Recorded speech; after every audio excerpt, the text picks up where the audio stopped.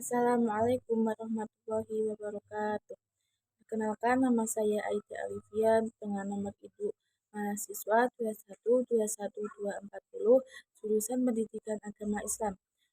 Sebelumnya, yang terhormat Ibu Dian Rifiyati selaku dosen mata kuliah Ilmu Pendidikan. Di sini saya akan menjelaskan sedikit tentang materi dari makalah yang saya buat untuk memenuhi tugas UAS. Oke, selanjutnya saya akan menjelaskan tentang aliran dalam pendidikan. Yang pertama yaitu ada pembahasannya pengertian aliran-aliran pendidikan, jenis-jenis pendidikan klasik, jenis-jenis pendidikan modern itu bagaimana, dan aliran-aliran pendidikan yang ada di Indonesia. Nah, pengembangan kepribadian individu ataupun sekelompok orang baik itu dapat dilepaskan dari peran pendidikan sebagaimana yang termuat dalam Undang-Undang Nomor 20 Tahun 2003 tentang Sistem Pendidikan Nasional. Pendidikan adalah usaha sadar dan terencana untuk mewujudkan suasana belajar dan proses pembelajaran agar peserta didik secara aktif mengembangkan potensi dirinya untuk memiliki kekuatan spiritual keagamaan. Nah, di sini pengertian aliran-aliran pendidikan itu apa sih? Aliran pendidikan itu aliran arus pendidikan adalah ide-ide yang memperbarui dunia pendidikan. Pemikiran tersebut berlanjut sebagai perbincangan yang berkepanjangan, di mana para pemikir lama selalu merespon dengan kelebihan dan kekurangan pemikir berkumnya. Sehingga muncul pemikiran-pemikiran baru tersebut. Untuk memenuhi diskusi yang diperluas, perlu untuk memahami aspek-aspek sekolah. Oleh karena itu, setiap pelatih terus yang akan datang harus memahami aturan pelatihan lainnya. Nah, apa saja jenis-jenis aliran pendidikan klasik? Yang pertama yaitu aliran empirisme. Aliran empirisme adalah aliran yang menganut paham yang berpendapat bahwa segala pengetahuan, keterampilan, sikap manusia dalam berkembangnya ditentukan oleh pengalaman atau empiris. Nyata melalui alat inderanya, baik secara langsung berinteraktif dengan dunia luarnya maupun melalui proses pengolahan dalam diri dari apa yang didapatkan secara langsung. Jadi segala kecakapan serta pengetahuan terbentuk dan ditentukan oleh pengalaman diperoleh dari dunia luar melalui indera hingga dapat dikatakan lingkunganlah yang membentuk perkembangan anak tersebut. Aliran yang selanjutnya yaitu aliran nativisme. Itu apa? Aliran nativisme ini kebalikan dari teori empirisme yang mengajarkan bahwa anak lahir sudah memiliki pembawaan baik faktor lingkungannya atau alamiahnya yang mempengaruhi terhadap perkembangan anak, melainkan semua dari faktor-faktor tersebut mempengaruhi terhadap perkembangan seorang anak. Nah, nativisme berasal dari bahasa Latin yaitu asal katanya itu nativer artinya terlahir.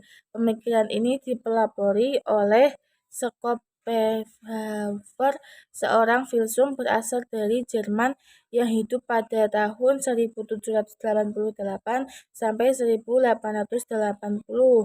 Berpendapat pendidikan ialah memberikan seorang bertumbuh berdasarkan pembawaannya. Seorang akan berkembang berdasarkan apa yang dibawanya dari lahir. Hasil akhir dari pertumbuhan dan perkembangan serta pendidikan manusia atau seseorang ditentukan oleh pembawaan dari lahir. Dan pembawaan itu yang ada baik dan ada pun yang buruk. Maka dari itu manusia akan berkembang dengan pembawaan baik dari pembawaan buruk yang dibawanya sejak lahir. Yang ketiga yaitu naturalisme. Naturalisme di sini yaitu aliran yang mempunyai kesamaan dengan teori nativisme, bahkan kadang-kadang disamakan. Padahal mempunyai perbedaan tersendiri atau masing-masing ajaran dalam teori ini mengatakan bahwa anak sejak lahir sudah memiliki pembawaan sendiri baik bakat maupun minat, kemampuan, sifat, tingkah laku, ataupun watak yang lain-lain. Pembawaan akan berkembang sesuai dengan lingkungan alami. Maka pendidikan yang terakhir ini sangat berpengaruh baik terhadap perkembangan anak. Pendidikan progresifme sangat memuliakan harkat dan martabat anak dalam pendidikan. Anak bukanlah orang dewasa dan dalam bentuk kecil. Anak adalah anak yang sangat berbeda dengan orang dewasa.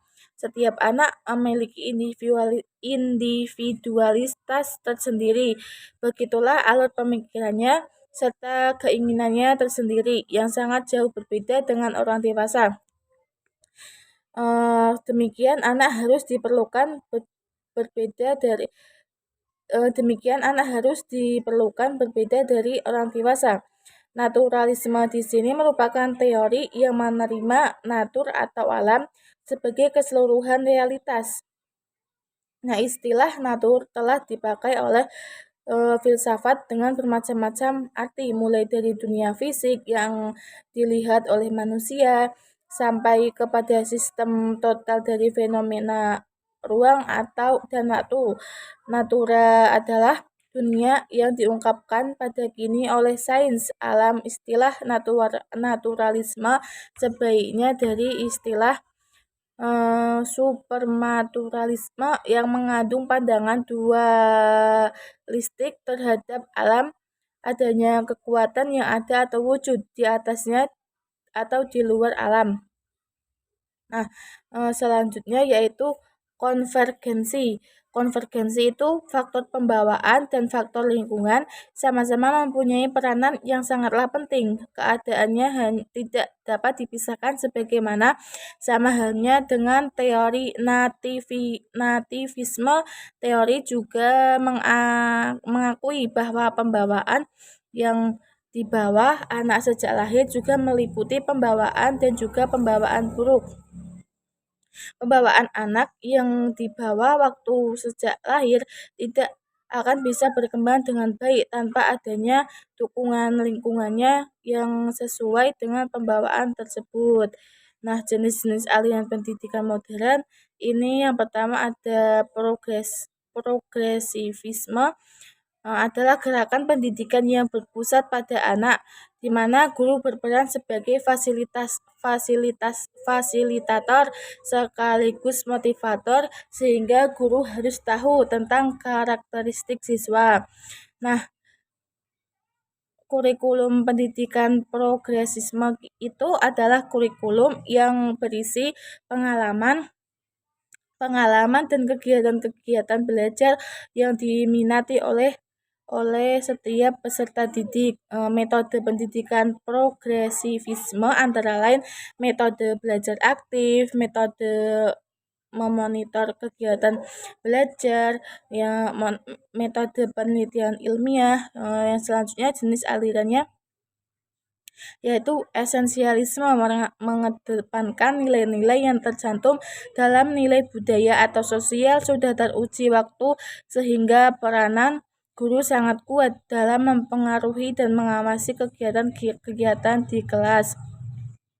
Nah, yang ketiga yaitu rekonstruksionalisme, memandang pendidikan sebagai rekonstruksi pengalaman-pengalaman yang berlangsung terus-menerus dalam kehidupan.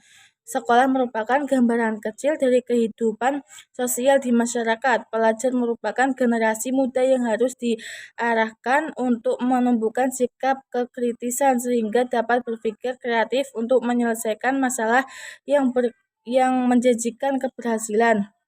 Yang keempat, parenalisme merupakan gerakan pendidikan yang mempertahankan bahwa nilai-nilai nilai-nilai universal itu ada, dan pendidikan hendaknya menjadi suatu pencarian dan penanaman kebenaran-kebenaran melalui nilai-nilai tersebut. Ilmu pendidikan merupakan filsafat yang tinggi karena menjadikan orang berpikir sehingga akan ditentukan adanya kebenaran.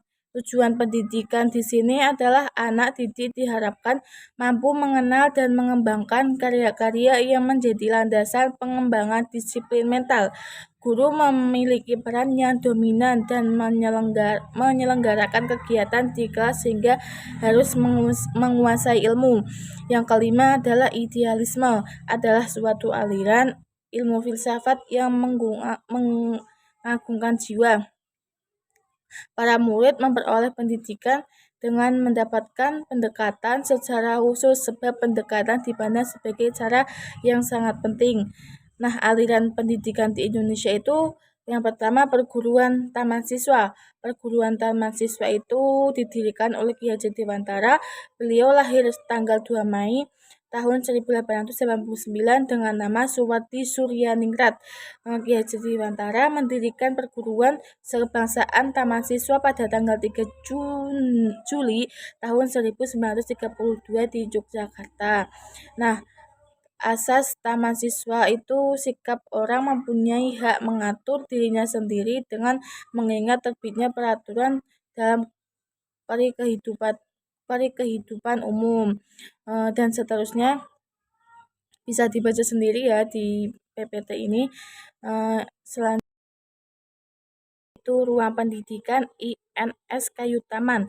Ruang pendidikan INS atau Indonesia Nederlandse School didirikan oleh Muhammad Sejafai, lahir di Matan, Kalbar tahun 1895 pada tahun 31 Oktober tahun 1926 di Kayu Taman atau Sumatera Barat.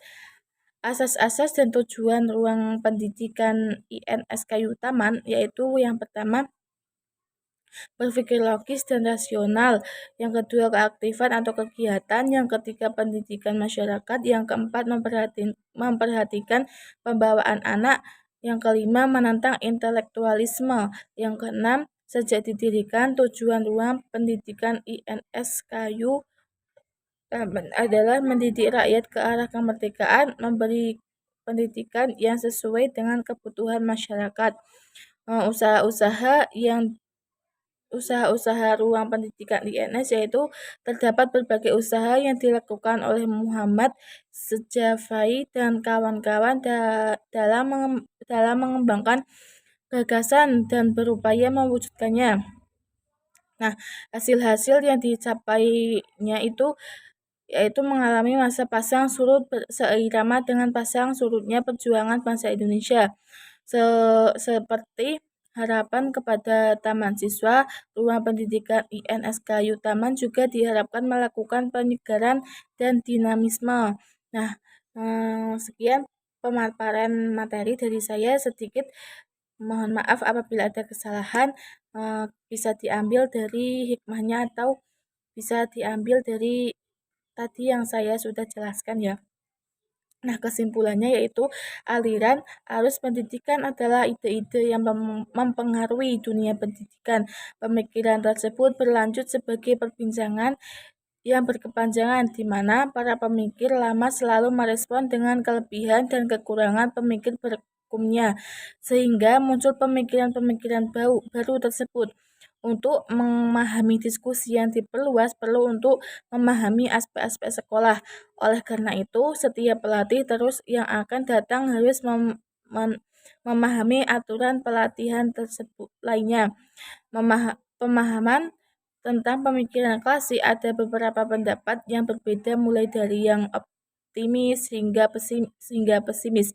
Untuk menghindari penafsiran yang berbeda-beda tersebut, maka berikut ini akan dibahas tentang pemikiran yang termasuk pemikiran klasik, yaitu empirisme, nativisme, naturalisme, dan konvergensi. Aliran-aliran modern dalam dunia pendidikan di Indonesia itu menurut Mutyajo macam-macam aliran pendidikan modern di Indonesia, yaitu progresisme, esensialisme, rekonstruksionalisme, dan idealisme. Nah, sekian pemaparan dari saya, kurang lebihnya mohon maaf apabila ada kesalahan dan kata-kata yang kurang jelas dan kurang berkenan di kalian semua. Saya mohon maaf yang sebesar-besarnya. Ilahi taufik wal hidayah. Wassalamualaikum warahmatullahi wabarakatuh.